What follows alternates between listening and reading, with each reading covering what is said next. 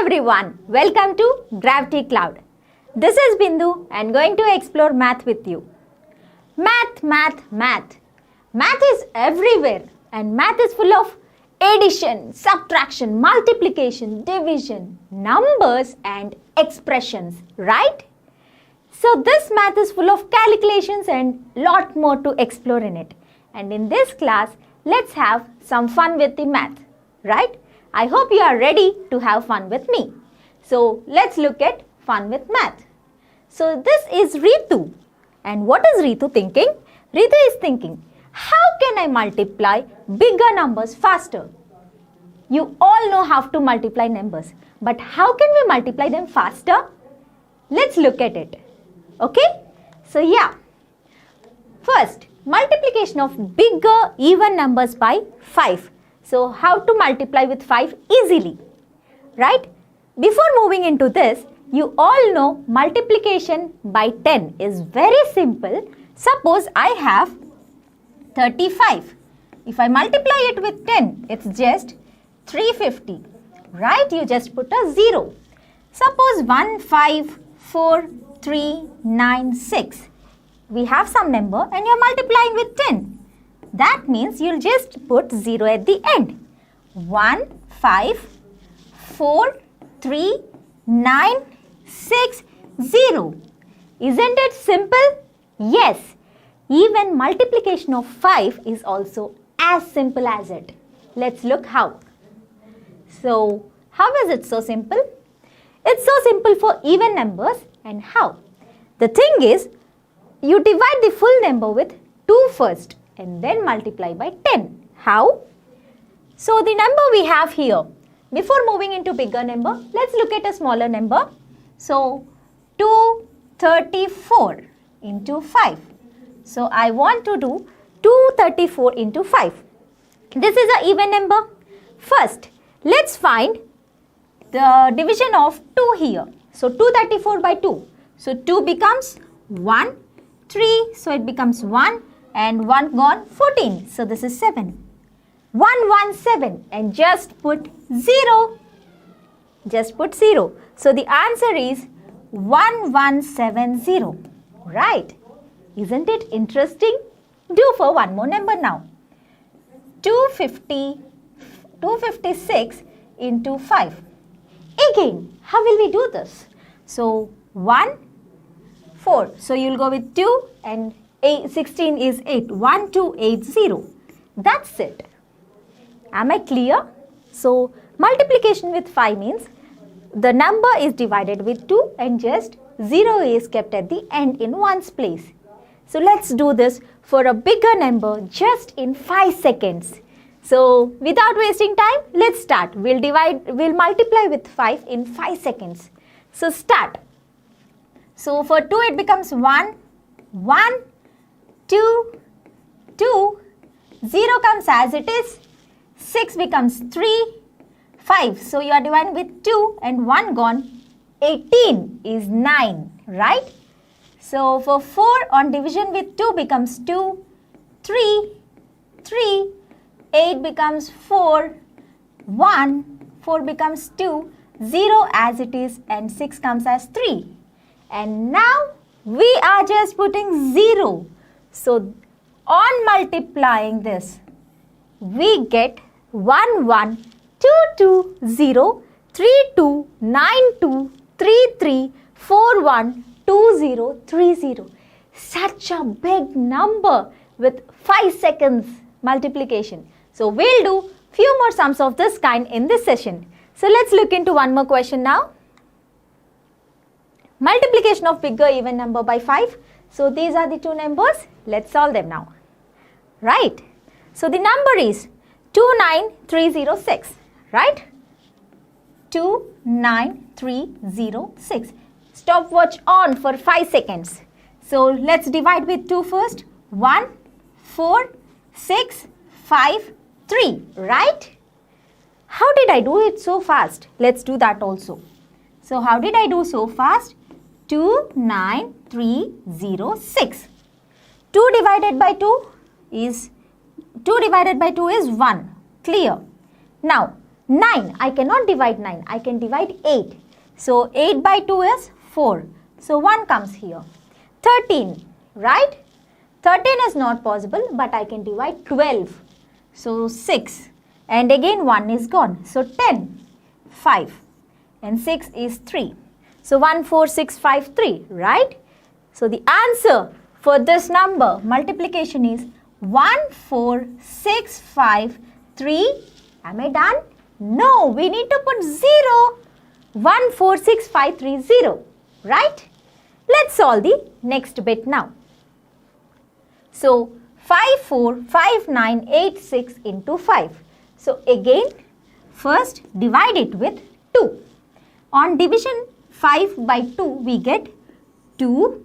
So 1 carried. 1, 4, 14. So 7. 5 again. So 2 2 is 4 and 1 carried. 19. 19 cannot be divided by 2. So we'll divide 18 and write 9. And again 18. So 9. 3. And now since we are multiplying with 5, so after dividing with 2, we need to put 0. That is, we are multiplying with 10. So the answer is 27,299,30. Clear? So I hope you enjoyed have to multiply numbers by 5, even numbers by 5. Even this process can be done for odd numbers, but there on dividing with 2, we will get decimal first. Okay? So there it may not be so useful, but for long even numbers, this is very easy trick.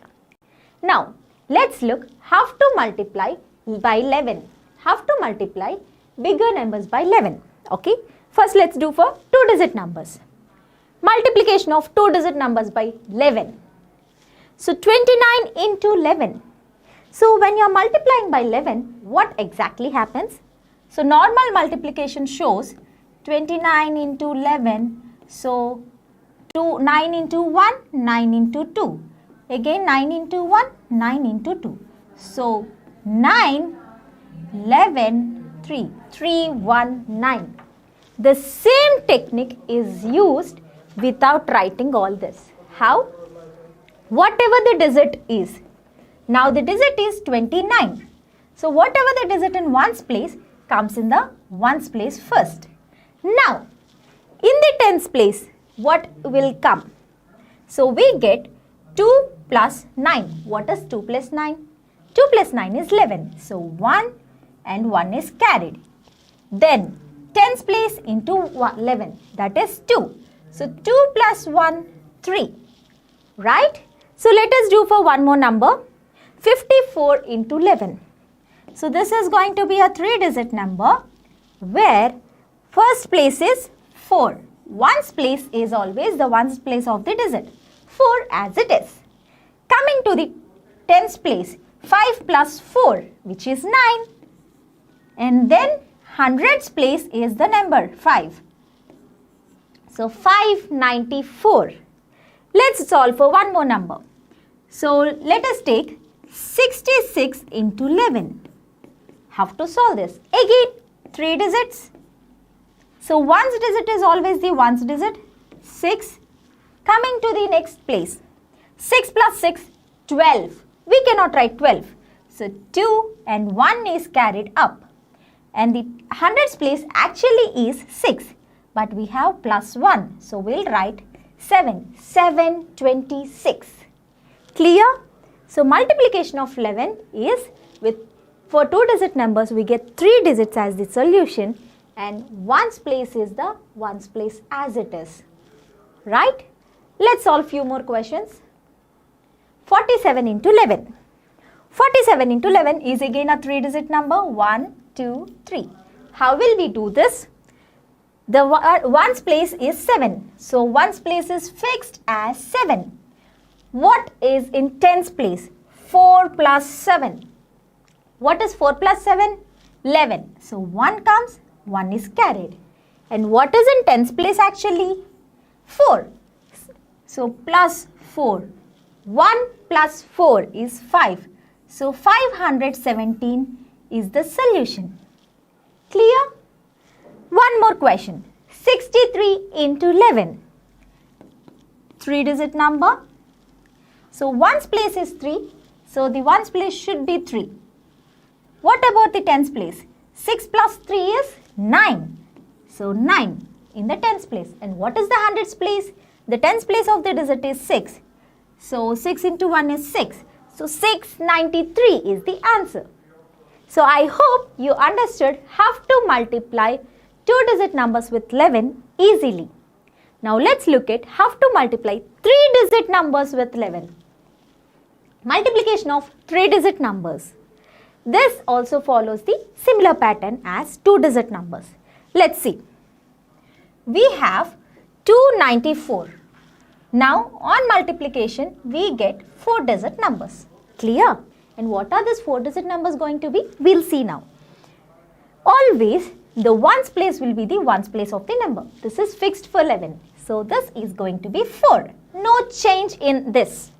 Now tens place is again the same pattern is followed. 9 plus 4. And what is 9 plus 4? 13. So 3 here, 1 carried. Next, hundreds place is 2 plus 9. 2 plus 9 is 11. And we already have 1. So this becomes 12. So 2 here and 1 here. Right. And then coming to the thousands place, 2. What is the last digit? 2. And we already have 1. So 2 plus 1, 3. So the solution is 3, 2, 3, 4. Clear? This is how you will multiply for 3-digit numbers also. So to get more clarity, let's solve one more question. You see, I did not do any calculation, but I got the answer easily. Right? Now let's do for the 693 into 11. 693 into 11. Again we get 4 digits. First digit is going to be the ones place. So it is 3. Now, what is tens place? Good, you might have guessed already. It is 9 plus 3, 12. So 2 here and 1 carried. Then, what is the hundreds place? 6 plus 9. 6 plus 9 is 15. And I already have 1. So this is going to be 16. So 6 and 1. Now, the thousands place is the 6 plus 1, 7. So 7, 6, 2, 3. Looking at how to multiply 2-digit numbers and how to multiply 3-digit numbers, I hope you got the pattern to how to multiply big numbers, even 10-digit numbers by 11. It's the same pattern that we follow. Right? Now it's a task for you. Try to multiply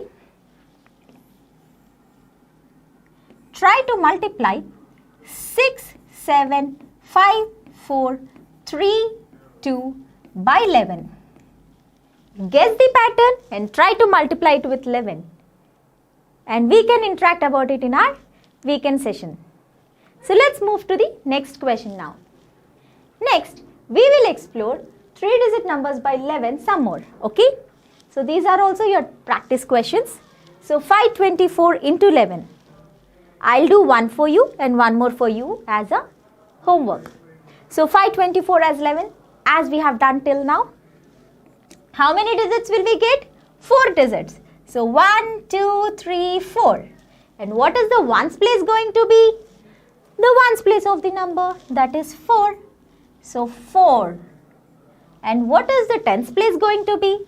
Sum of the digits, 2 and 4, 6. What about the hundreds place?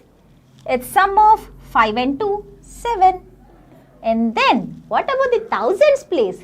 It is just the biggest number 5. I mean, the number in hundreds place, which is 5. Clear? So, 5764.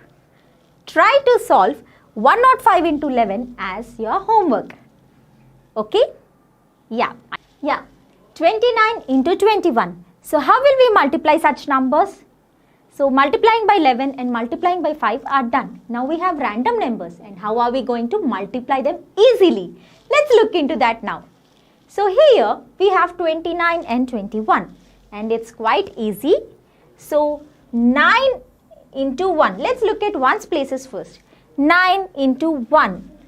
That is 9.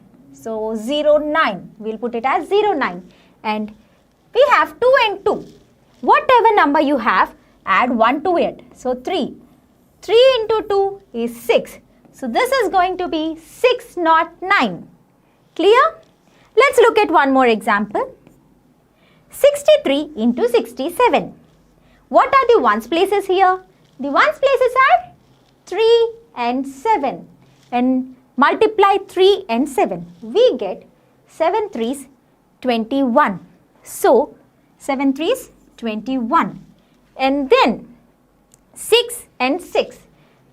Instead of 6, we'll add 1 and it becomes 7. And then what are we doing? We are multiplying 6 and 7.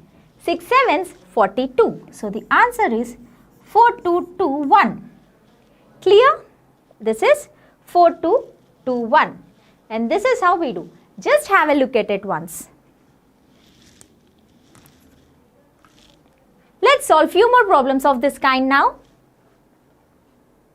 Find the product of 69 into 61. Again, 9 into 1 is 9 and we have 0, 9. Always remember, if it is a single digit number we get in product, we put 0 also. So this is going to be 0, 9, right? And what about 6 and 6? As I already told, when you have 6, take 7. 6 7s 42. So 4209 is the multiplication product. Clear? One more question. 7 into 3, 21. 7, so you have to take it as 8. 7 into 8 is 56. So 5621 is the multiplication product. Without doing all the calculations, I am getting the answer so easily.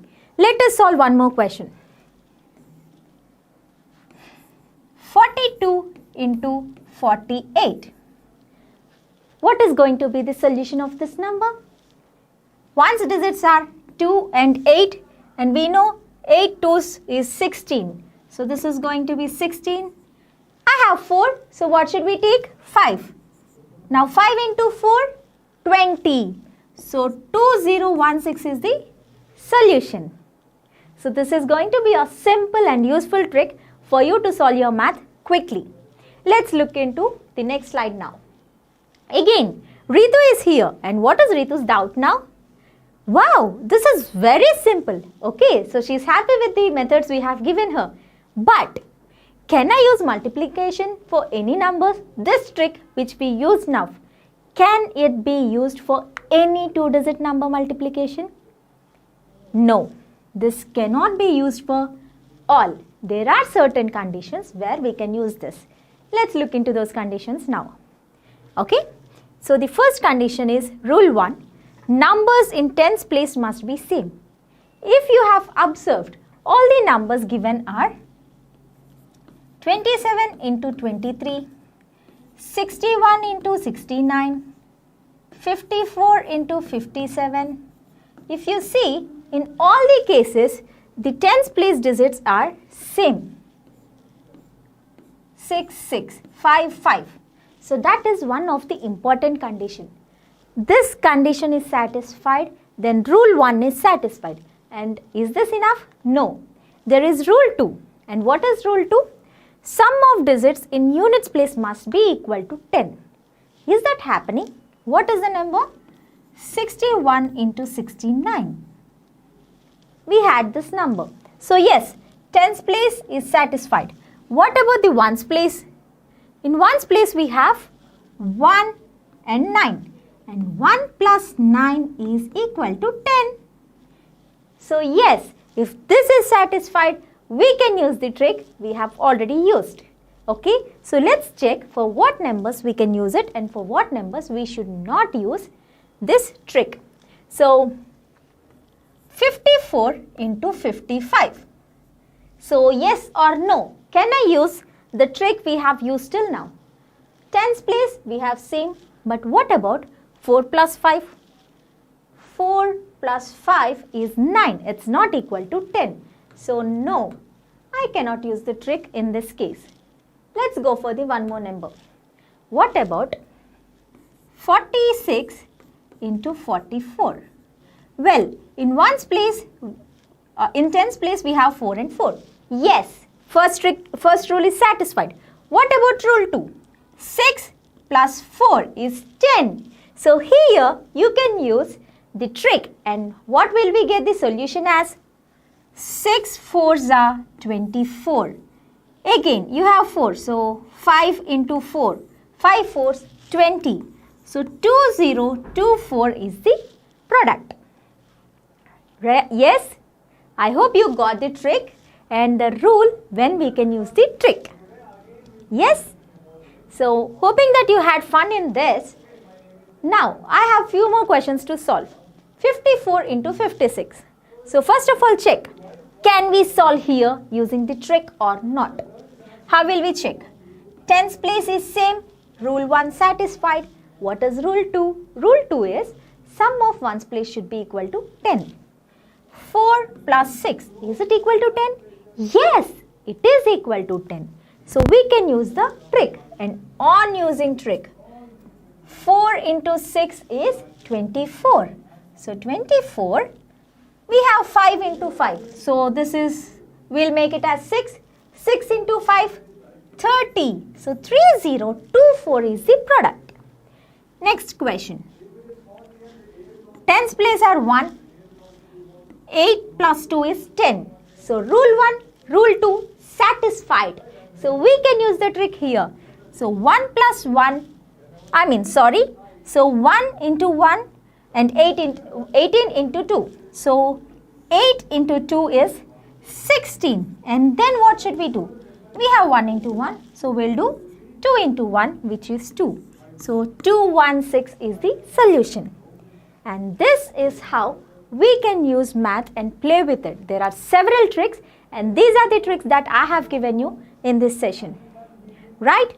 Before concluding this session, let's learn few facts on math, that is on geometry. Okay? So yeah, he is John, and John is very happy knowing the tricks, and he wants to explore math more. I hope even you want to explore math more. So I'll conclude this session by saying 2 more facts to you. So the fact 1, what are these? We have circle, triangle, rectangle. We also have square, trapezium, different shapes. Okay? We have different shapes. And the fact of the day is that among all shapes with the same perimeter, what does perimeter mean? Perimeter is the outline, the measure of outline, the length of this outline, or we can also say sum of all the sides.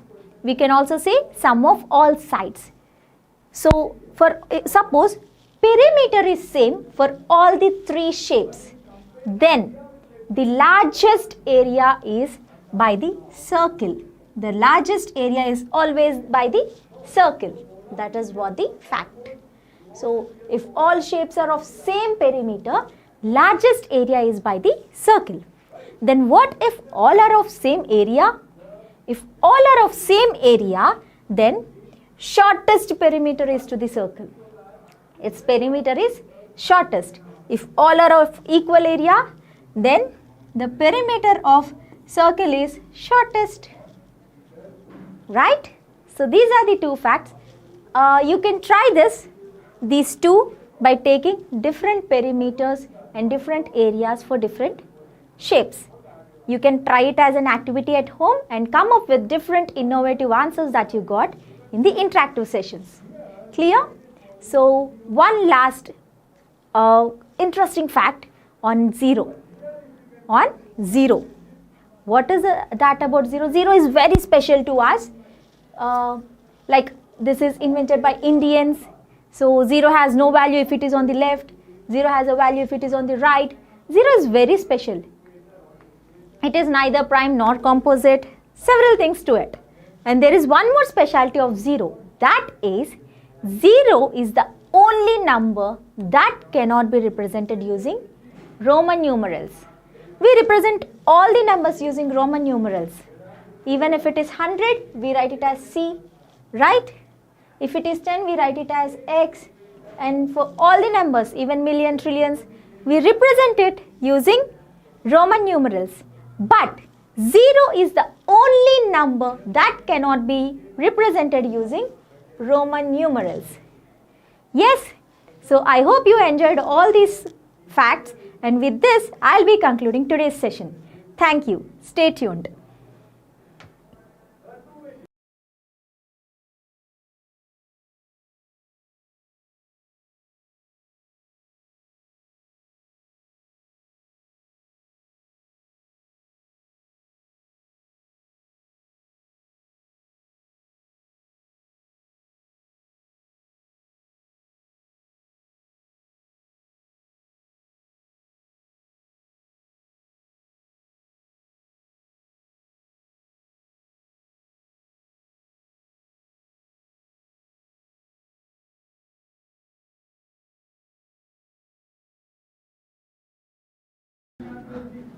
Hello everyone, welcome back to chemistry class at Gravity Cloud.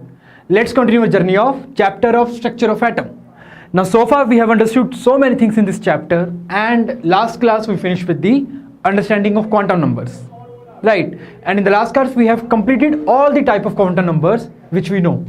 We had gone through the principal quantum number, azimuthal quantum number, spin quantum number and magnetic quantum number, right? So all these quantum numbers are done. Along with that, we also understood that how different shapes of orbitals are available with us, right? So we do one thing, we continue this chapter, and in this class we understand about the principles which governs the electronic configuration, or we can say what are the principles which we need to follow, or the rules which we need to follow before writing the electronic configuration of atoms, right? So let's start with the first principle. The first principle is called Pauli's exclusion principle. The first one is the Pauli's exclusion principle. Now according to Pauli's exclusion principle, it says that no two atoms, it says that no two electrons, just a second, it says that no two electrons can have same set of no two electrons can have same set of 4 quantum numbers. Simple. This is what the Pauli's exclusion principle says actually. It says no two electrons will have same set of 4 quantum numbers. Now what are our quantum numbers? These are N, L, M and S. Right? So let's understand. For example, let's say we have N is equal to 2. Let's say we have N is equal to 2, right? For N is equal to 2, let's say we have L is equal to 0. So that means N is equal to 2, L is equal to 0. What is it? This is my 2s subshell, right? N is equal to 2 means second shell, L is equal to 0 means s orbital or s subshell. So it is my 2s subshell. And I know that in s subshell has only one orbital. S subshell has only one orbital. So that means 2 has only one orbital. Let's say this one. Let's say this one. Right? And we know the orbitals have electrons. The electrons are actually present in the orbitals. So we also know that every orbital, very important thing, that every orbital can have maximum of 2 electrons, max of 2 electrons, right? As the statement says also that only 2 electrons can occupy the same orbital. According to Pauli's exclusion principle, only 2 electrons can occupy the same orbital. So here in this case, if I talk about this one, that N is equal to 2, L is equal to 0 means 2s subshell, and 2s subshell has only one orbital, right? This one. And this can have max to max 2 electrons. So if I have 2 electrons, we have already discussed about the spin quantum number, right? So for these two electrons which I'm going to fill here, for these 2 electrons, they have same value of N, they have same value of L, right? And they have same value of M also. they have same value of m also, right? As I told you that one orbital can have maximum of 2 electrons, means 2s can have max to max 2 electrons. 2s can have max to max 2 electrons because 2s has only one orbital. In this case, for n is equal to 2, l is equal to 0 and m is equal to 0, these three quantum numbers are same for the electrons which are coming here, right? These three quantum numbers are same for the electrons which are coming into this orbital. But the point is, as I told you, that Pauli says no two electrons can have same set of 4 quantum numbers. That means that if these three quantum numbers are same for these 2 electrons, it can have max to max 2 electrons, right? This orbital can have maximum 2 electrons. So if these three quantum numbers are same for these 2 electrons, then the 4th quantum number should be different. 4th quantum number should be different. Let's say this is s, spin quantum number. So in this case, if this electron is having the clockwise spin,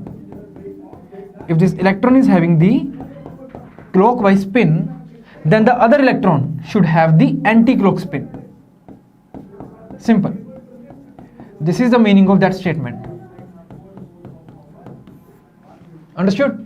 So if we have the electrons, if we have 2 electrons in one orbital, their electrons, their set of quantum numbers should not be same.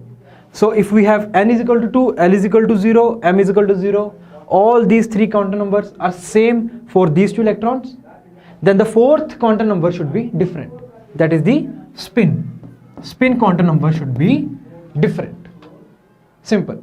That is the meaning of this statement, and that is the meaning of Pauli's exclusion principle, which says that every orbital can have max to max 2 electrons.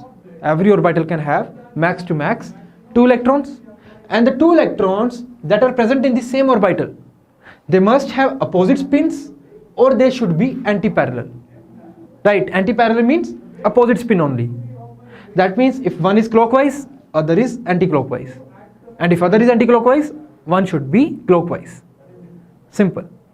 That is the basic idea about the Pauli's exclusion principle. Just take your time, take 10 seconds and just note it down.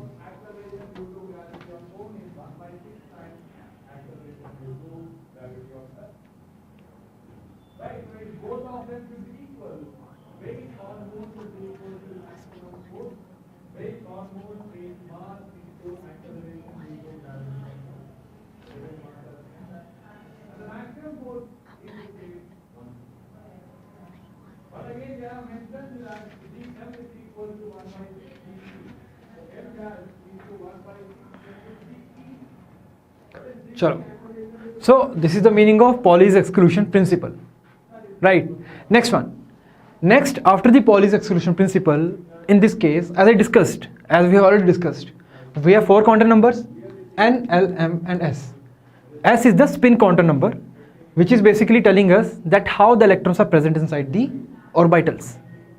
Pauli says that only 2 electrons are there in one orbital, and s is the spin quantum number, which tells us about how the electrons spin in the orbital, right? Either the electron can spin in the clockwise direction or it can spin in the anti-clockwise direction. So based upon that, we have the value of s, right? Next one. Next is the Aufbau's principle. Second principle is the Aufbau's principle. Now what does this principle states? It states that electrons are filled into the atomic orbitals in the increasing order of the energy level of orbitals. Simple. Now I told you, let's suppose we have this nucleus, right? This is my nucleus, which contains K shell, which contains L shell, and which contains M shell, right? This is my nucleus which contains K shell, L shell and M shell. So as we know that as the value of n increases, for this the value of n is 1, for this value of n is 2, for this value of n is 3. So as the value of n increases, the energy of these shells increases, right? I can say that energy of shells increases with increase in value of n. Right? Energy of the shells increases with the increase in value of n. Simple. The statement says that electrons are filled into the atomic orbitals according to the increasing energy of the atomic orbitals. According to the increasing energy order of the atomic orbitals. So how does we understand this thing? Let's say, suppose we have let's say 2s orbital, and we have 2p orbital, and we have 3s orbital, and we have 3p orbital. Or we can say, let's say we have these subshells. We have 2s subshell, 2p subshell, 3s subshell, 3p subshell. Now the point is, according to the above, that we have to fill the electrons in these subshells. So how do we do it? For that thing, there is a particular rule called n plus L rule. N plus L rule. Simple. Always remember this rule, n plus L rule, where n is what? N is the principal quantum number, and what is L? L is the azimuthal quantum number. Right? N is the principal quantum number and L is the azimuthal quantum number. So what does this rule says? What does the rule says? N plus L rule. According to n plus L rule, this rule says that higher the value of n plus L,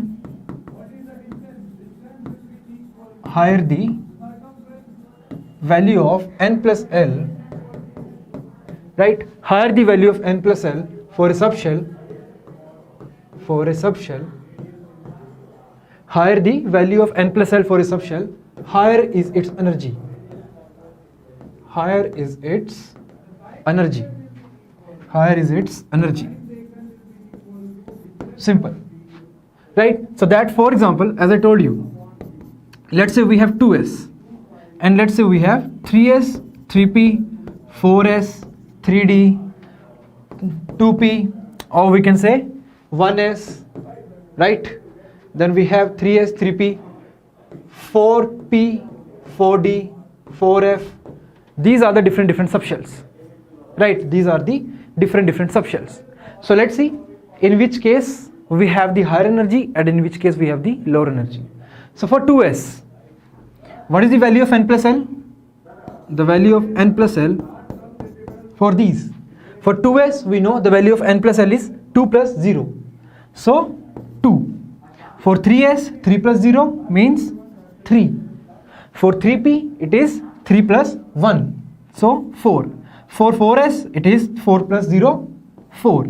For 3d, it is 3 plus 2, 5. For 2p, it is 2 plus 1, 3. For 1s, it is 1 plus 0, 1.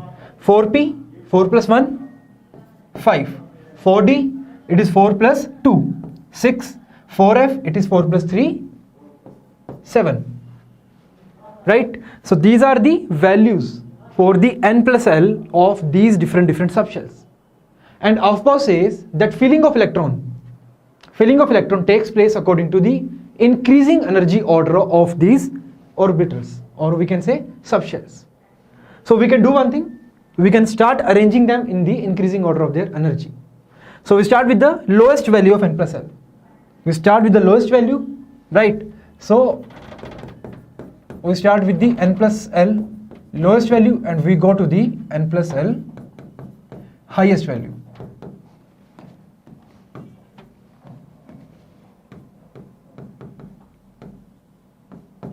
Right? We go with the n plus L lowest value to n plus L highest value. So in this case, if we talk about the n plus L lowest value, it is 1s. So first of all, electrons will go into the 1s. Then after 1s, you see, we have 2s. Right? First comes 1, then comes 2. So 2s. After 2s, we have 3 value. Right? In this case, you see, in this case, 3s orbital and 2p orbital. 3s orbital and 2p orbital, they have same value of n plus L. Right? 3s and 2p, they have same value of n plus L. So when the value of n plus L is same, in that case there is another rule. Right? Just note it down. If value of n plus L is same for two subshells, if the value of n plus L is same for two subshells, then subshell with less value of n, right? If the value of n plus L is same for two subshells, then the subshell with less value of n has lower energy. Simple. Right? If the value of n plus L is same for two subshells, then the subshell with lesser value of n will have lower energy. So in this case, 3s has value 3, 2p has value 3. But in this case, for 3s, the value of n is 3. For 2p, the value of n is 2. That means energy of 2p is less than energy of 3s. So then comes 2p and then comes 3s. So that means this is covered, this is covered, this is also covered, and this is also covered. After 3 comes the 4. Now here we see again we have two values of 4, right? 3p and 4s. Here also the value of 4 is same. So here also again we apply the same formula. We apply the same condition. In this case, 4s has the fourth shell, n is equal to 4. 3p has n is equal to 3. So the energy of 3p will be less than energy of 4s. So comes 3p, just a second. Yes, 3p and 4s. After 4s, we have the, after value 4 becomes 5. Now in this case, you see the 5 value is having here 3d has 5 value, 4p has 5 value. There are two subshells 3d and 4p which has 5 value. But energy of 3d is less than energy of 4p, because in 3d n is equal to 3, in 4p n is equal to 4. So then comes 4s, 3d, 3p. Right? So 5 is also covered. After that 3 was already covered. Now remaining is 6. So after 3p comes the 4d. Right? Just a second. Okay, 3p is already covered. Just a second.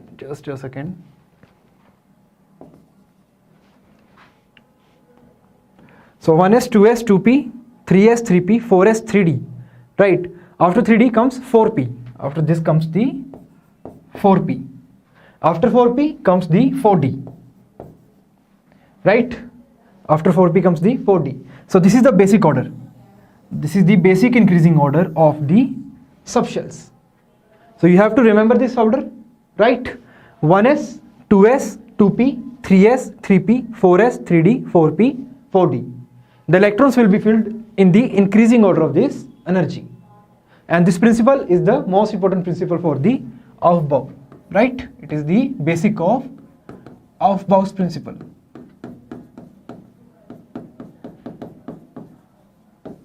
Simple. So just note it down. Take your time, 10 seconds.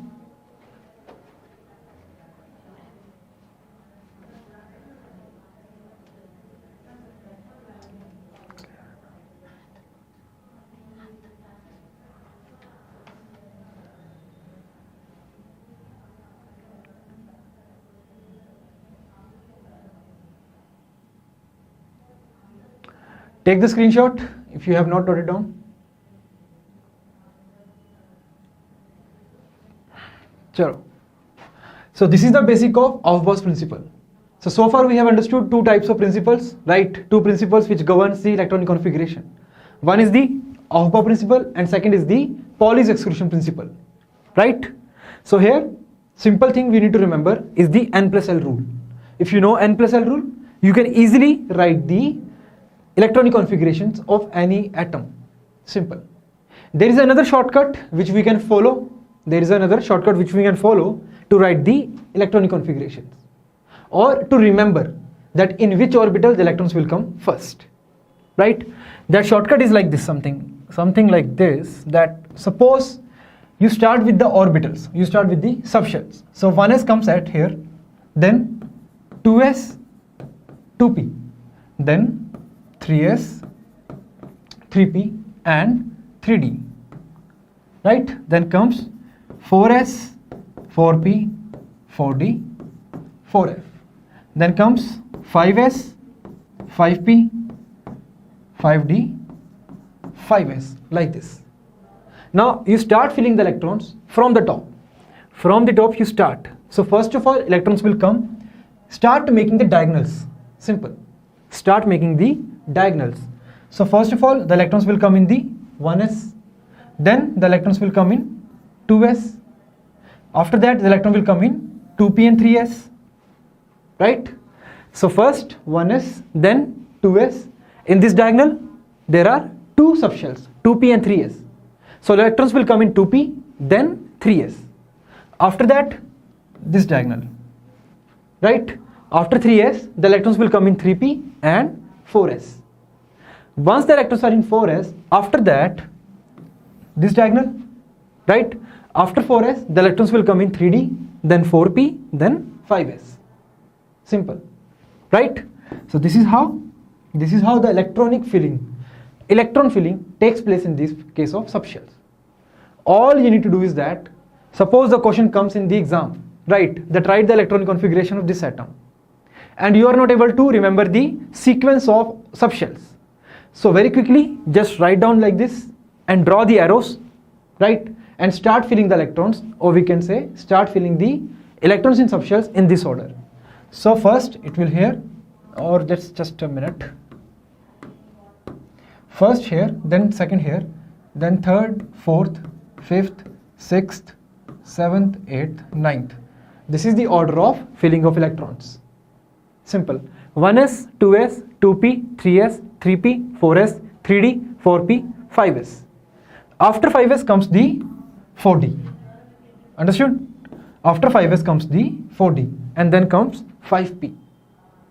So this is the basic way of writing the electronic configurations or understanding the energy order of the subshells.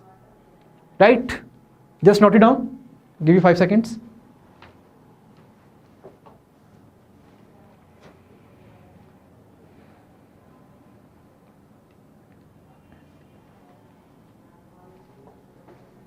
Chalo.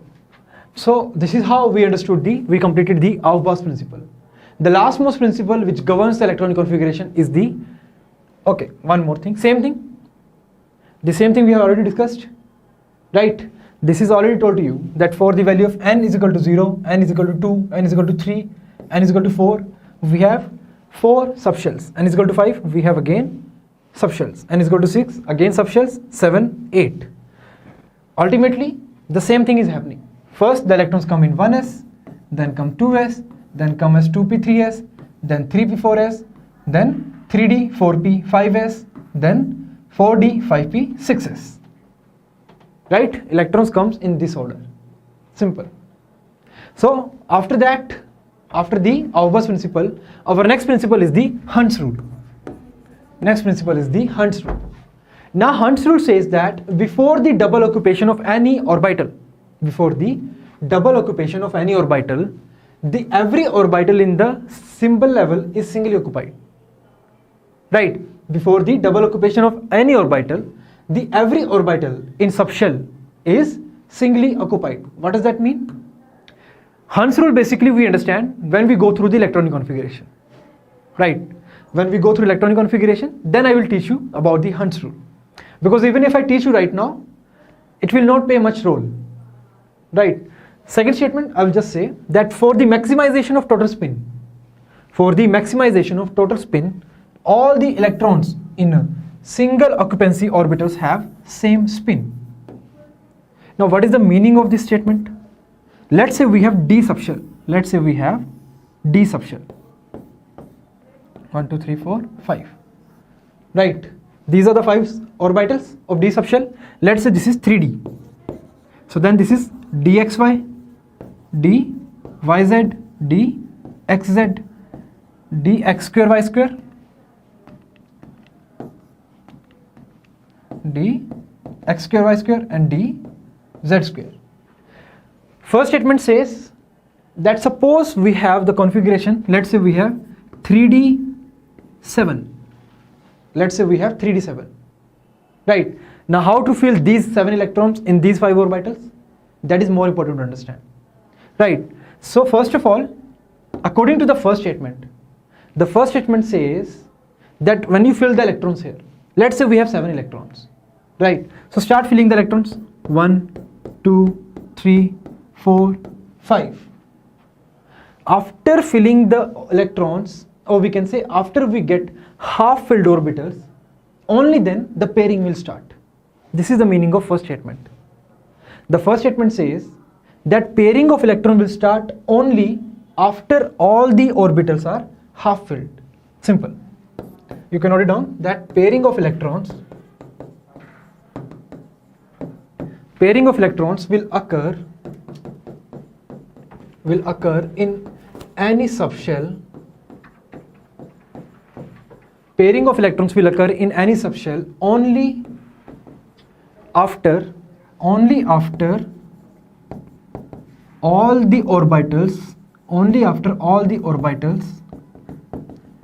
in that subshell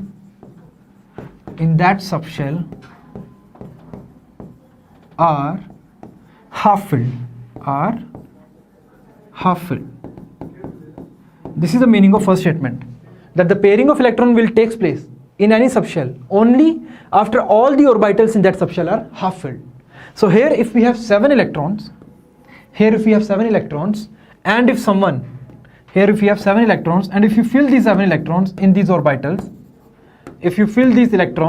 7 electrons in these orbitals in a way like this,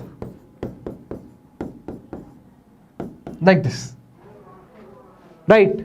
I've told you that every orbital can have max to max 2 electrons, right? Every orbital can have 2 electrons. But for that also, first of all, pairing of electron will not take place. Pairing of electron takes place only when all the orbitals of a subshell are completely half filled, or we can say are half filled. So if we have 7 electrons, first of all, and if we have 7 electrons here and we have D subshell, and we have 7 electrons, first of all, make all the orbitals half filled. So that means what? That means first of all, fill all the orbitals with 1 electron, right? Filling all the orbitals with 1 electron. Now all these 5 d orbitals are half filled. Now start doing the pairing. We have 5 electrons here, remaining electrons are 2. So start pairing from here, right? And how do we do the pairing? We told you that electrons are filled in the orbitals in opposite spin, or we can say no electrons can have same spin. That means if this electron has clockwise, this electron will have anti-clockwise. If this electron has clockwise, this electron has anti-clockwise. Simple. So this is how all these 7 electrons are filled into the 3D subshell. This is the meaning of first statement. Second statement says that for the maximization of total spin, all electrons in single occupancy, or we can say all electrons in half filled orbitals. The single occupancy means all electrons in half filled orbitals. All electrons in half filled orbitals have the same spin. What is the meaning of this thing? For the maximization of total spin, all the electrons in the single occupancy or all the electrons in half filled orbitals must have the same spin. That means that suppose we had to fill the 7 electrons, right? Before filling the 7 electrons, what did we do? Before filling these electrons, what did we do? We first filled these orbitals with single electron, right? We filled these 5 orbitals with single electron. But when we fill, make sure that the spin of every electron is same. Make sure that the spin of every electron is same, right? I filled these 5 electrons and I have filled with them same spin. If this is a clockwise, these 4 are also clockwise.